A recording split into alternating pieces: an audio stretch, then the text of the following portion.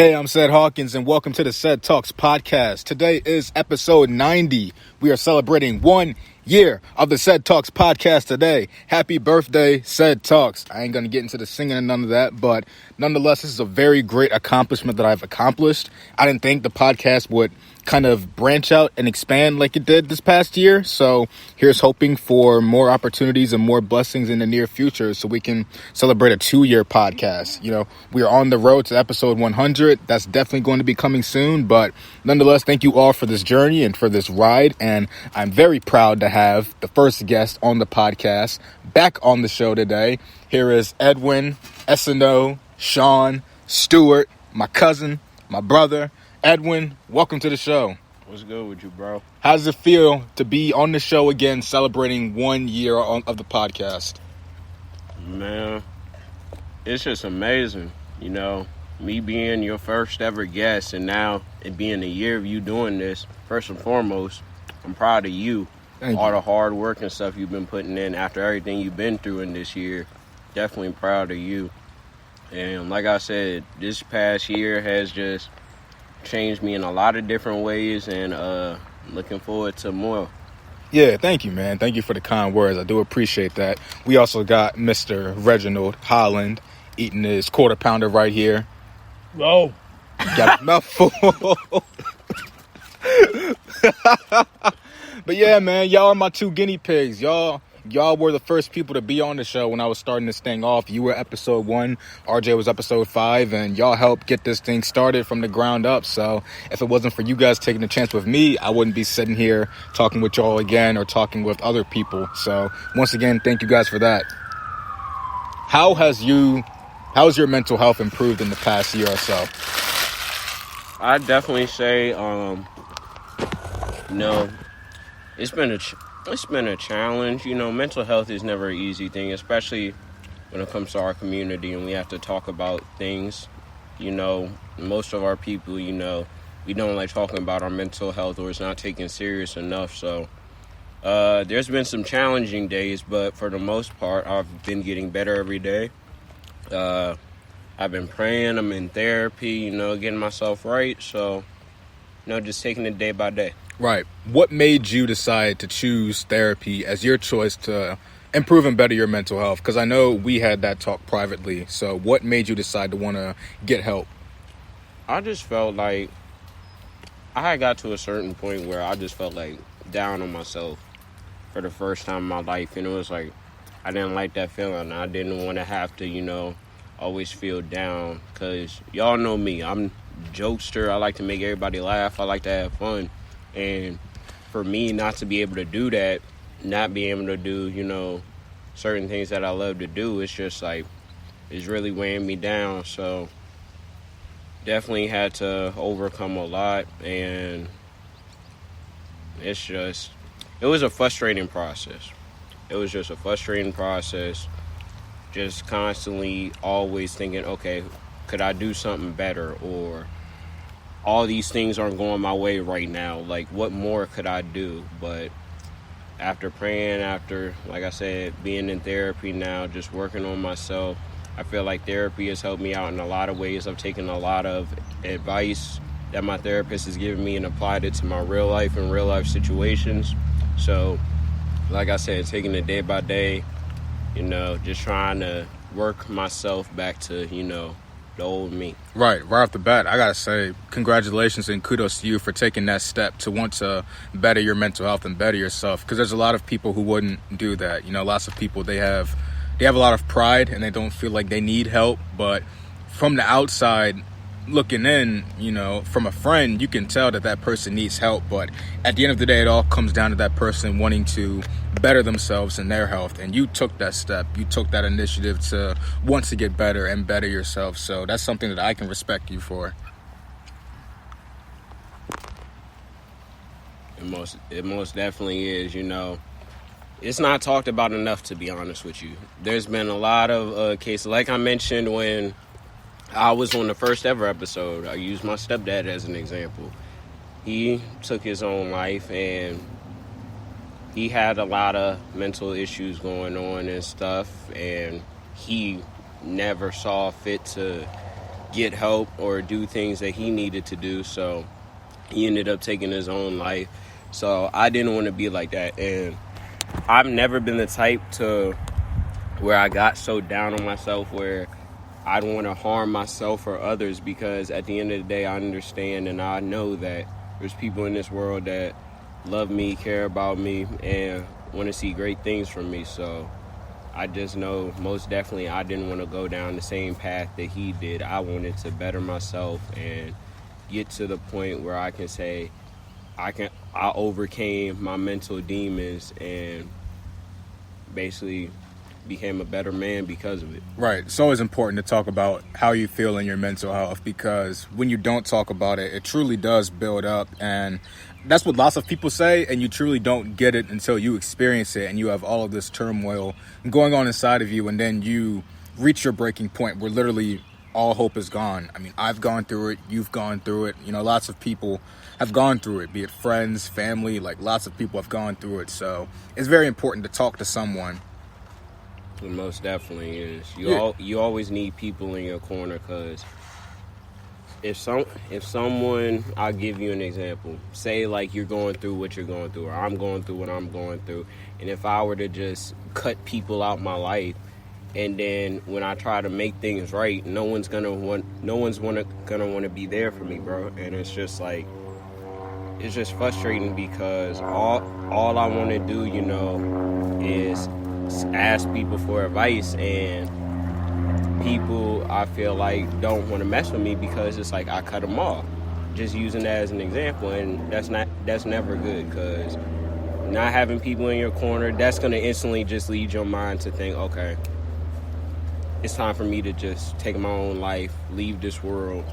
And that's not the case. That's not the case. There are people out here, even though there are some people out here that really do feel like no one is there for them, like, you always hope. There are always at least one person in this world who cares about you. There's always that one person. So you just got to keep your head up, stay the course, and know that right now may seem difficult, but things are going to get better. Yeah, you got to seek that professional help also, too. I think that's another big step to take in your journey to improving your mental health. Because even I told you, like, there are lots of things I can tell you, RJ can tell you, family, they can tell you everything. But to get that help from a professional, like, that can really change the course of your life. Because not only is the person a stranger that you don't know, so it'll be a little easier to confide in that person depending on if you have your guard up towards trusting people, but they can offer you different tools and activities that you can work on to better your mental health. So I always think therapy is a great tool to improving your mental health. It definitely is, because it's like I could get all the advice in the world, like I said, from you, from RJ, from my mom, my dad, my siblings. I could get advice from y'all, but it's just like, I just feel like me going to therapy, going to someone from the outside, I could just, from a professional, I could get a bigger grasp of like everything. I could just understand things better. I could be taught new things that I could apply to my real life, and just overall me becoming a better person from it. Right, exactly. If you could offer a piece of advice to someone looking to improve their mental health, but they don't know how, what would you say to that individual?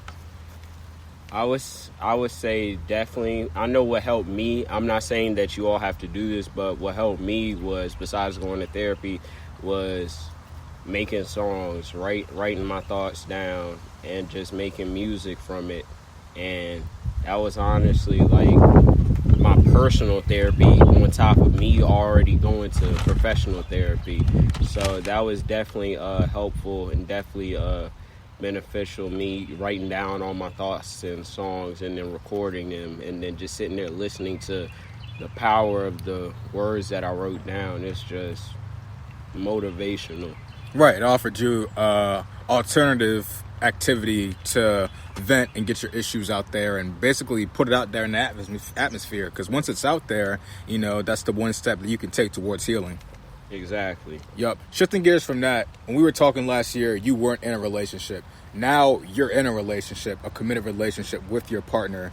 Did you expect that to happen at the time when we were talking May 9th of last year? last year, because you know my previous situation before the girl that I'm with now, Washe Alicia Washington. That's my queen. Oh, Gotta shout her no. out. The government name. Gotta shout out my queen real quick right now. But all about my last situation, and I had gotten to the point where I was just gonna be done with relationships and then just focus on myself. And then, come December 9th of last year, Washe came into my life, and it's just everything has just been, it's like I can't explain it. Like I told you, like when things are just good, things are just, it's like hard to explain how good it is. Right. It's like she makes me feel appreciated, she makes me feel loved, and I think because we both, obviously got to know each other a little bit before we started dating. We actually worked together, and on top of everything, I think because we both been hurt by our past and we both could relate in that hurt, that's what brought us even, closer together. And most definitely, she's someone who I want to be with for a long time. Like, she's someone who I see myself spending the rest of my life with, to be honest with you. And like I said, I'm 22 years old right now, about to be 23 at the end of this year, and then she's 24. But it's like, I already have the mindset of what I want, who I want, and she's who I want.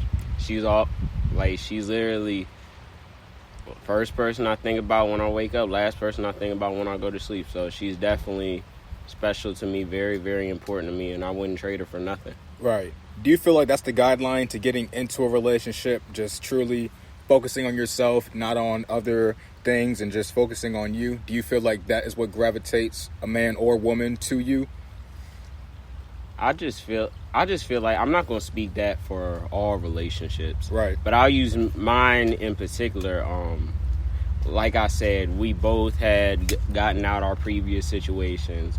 And when we were working together, it's funny, actually, she had a crush on me, but I never knew because she never said anything. And I never really approached her like that, even though I thought she was very attractive. I thought she was funny. She always knew how to make me laugh.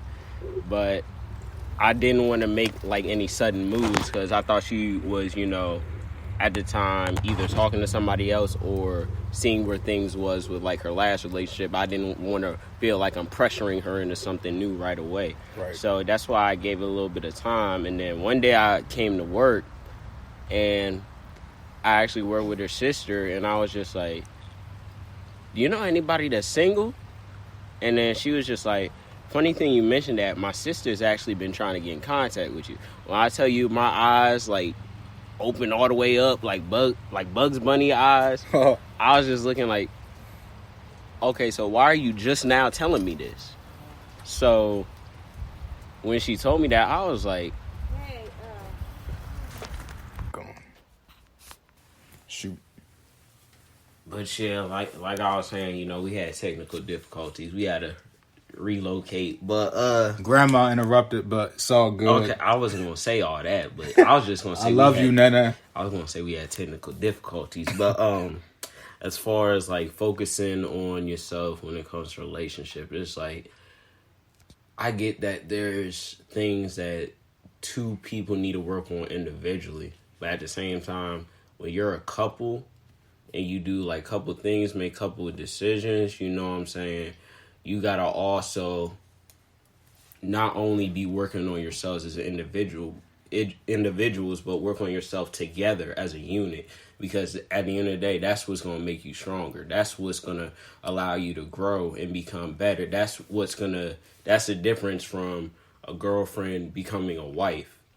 You do what I'm saying? That's the complete difference in that. So definitely there may be individual things you both need to work on coming into the relationship, but at the end of the day, you need that trust level, you need that communication level, you need all those things to further build and potentially, like I said, from girlfriend to a wife or from boyfriend to a husband, and then from that going into a family.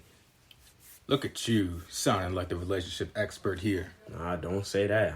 I ain't no expert, but I'm definitely happy with mine. Right. So my final question to you before I go ahead and let you go. You're a busy man, so we ain't got that much time to do this, but we squeeze that time in. That's what we do out here. So my question to you is, if you could talk to 2020 Edwin right now, what would 2021 Edwin say to 2020 Edwin?